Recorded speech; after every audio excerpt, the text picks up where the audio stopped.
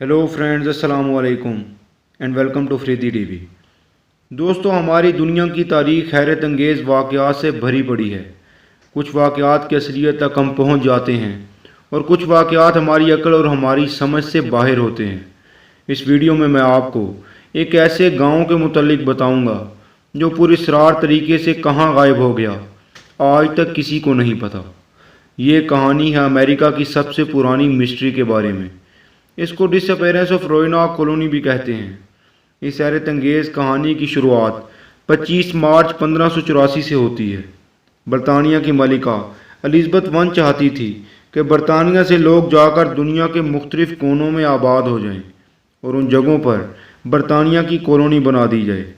इस सिलसिले में मुख्तलिफ लोगों को दुनिया के मुख्तलिफ कोनों में भेजा गया।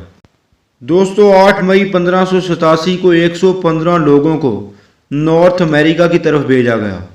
इस ग्रुप में मर्द, बच्चे और औरत सभी शामिल थे।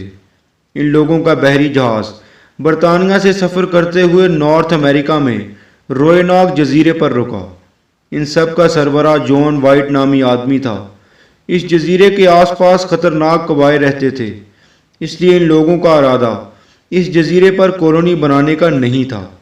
लेकिन हैरत अंगेज़ तौर पर इस बहरी जहाज़ के कैप्टन साइमन लैंडिस ने इनसे कहा कि इन लोगों को यहीं रुकना पड़ेगा और यहीं अपनी कॉलोनी बनानी पड़ेगी, वरना ये इनको लेकर कहीं नहीं जाएगा। कैप्टन ने अब ऐसा क्यों कहा, ये कोई नहीं जानता। दोस्तों, 115 लोगों को इस ग्रुप ने मजबूरन इस जजीरे पर कॉलोनी बनाने का फैसला कर लिया और अपनी सारी ज़िंदगी इसी जजीरे पर गुजारने का भी फैसला कर लिया। बहरी जहाज़ इनको छोड़कर वापस चला गया। इस कॉलोनी का नाम इन्होंने रोएनॉक कॉलोनी रख लिया। इन्होंने अपना सरदार अपने सरबराह जॉन वाइट को ही बना दिया।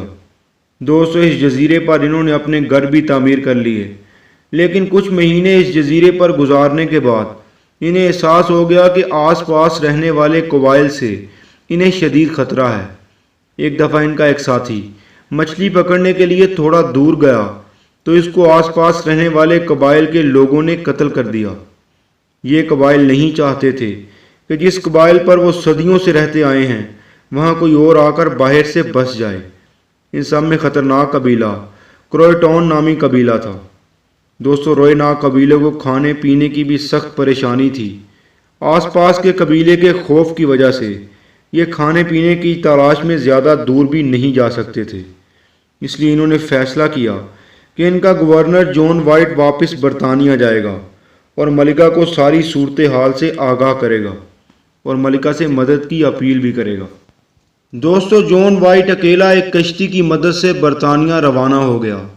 इसने अपनी कॉलोनी के लोगों को बताया हुआ था कि अगर उन पर कोई मुसीबत आ जाए तो उनको ये जगह छोड़कर कहीं और जाना पड़ जाए तो वो एक दरख्त पर क्रॉस का निशान बना दें। इन लोगों में इसकी पोती भी शामिल थी जिसका नाम वर्जीनिया डियर था और ये वो पहली बरतानवी बच्ची थी जो अमेरिका में पैदा हुई थी। इस सफ़र में कुछ टाइम लग जाना था, इसलिए जॉन वाइट तैयार होकर सफ़र के लिए रवाना हुआ था। एटलांटिक ओशन में ये सफ़र तन्हा करना इंतहाई ख़तरनाक था, लेकिन जॉन वाइट को ये रिस्क लेना पड़ रहा था। दोस्तों, जॉन वाइट सही सलामत बरतानिया तो पहुंच गया और इसने सारी सूरत हाल से मलिका को आगाह भी कर दिया।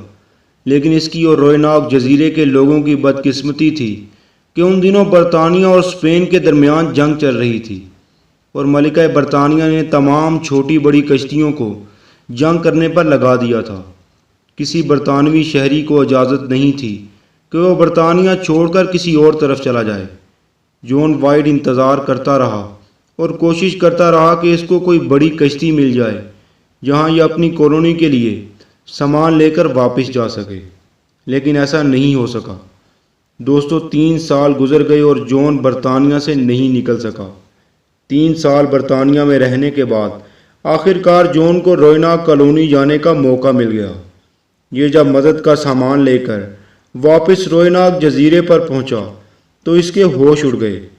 दोस्तों, रोएनॉक जजीरे पर मौजूद 115 लोग गायब हो चुके थे।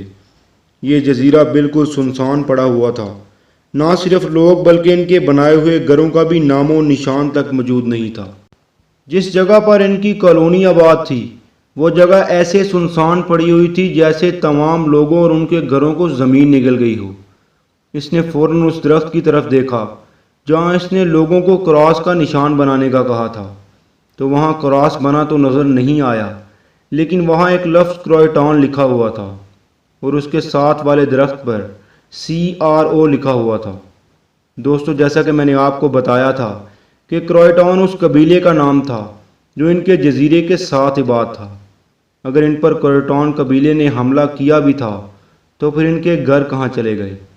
جون وائٹ، جس کے ساتھ کچھ اور لوگ بھی موجود تھے، فوراً کروئٹان قبیلے کی طرف اپنی فیملی اور اپنے لوگوں کی تلاش میں نکل گئے، لیکن وہاں سمندری طوفان آیا ہوا تھا اور ان 2 دنوں کی شدید کوشش کے باوجود بھی یہ کروئٹان قبیلے کی طرف نہیں جا سکے۔ اس جگہ کو اب ہیٹر آئی لینڈ بھی کہا جاتا ہے۔ دوستو، یہ لوگ اور ان کے گھر کہاں غائب ہو گئے تھے یہ کوئی نہیں جان سکا۔ اگر ان پر کروئٹان قبیلے نے حملہ کیا بھی تھا تو اس کا ثبوت وہاں موجود نہیں تھا۔ یہ جزیرہ آج بھی امریکی ریاست میں موجود ہے۔ امریکہ میں تو بچوں کو اس مسٹری کے متعلق پڑھایا بھی جاتا ہے۔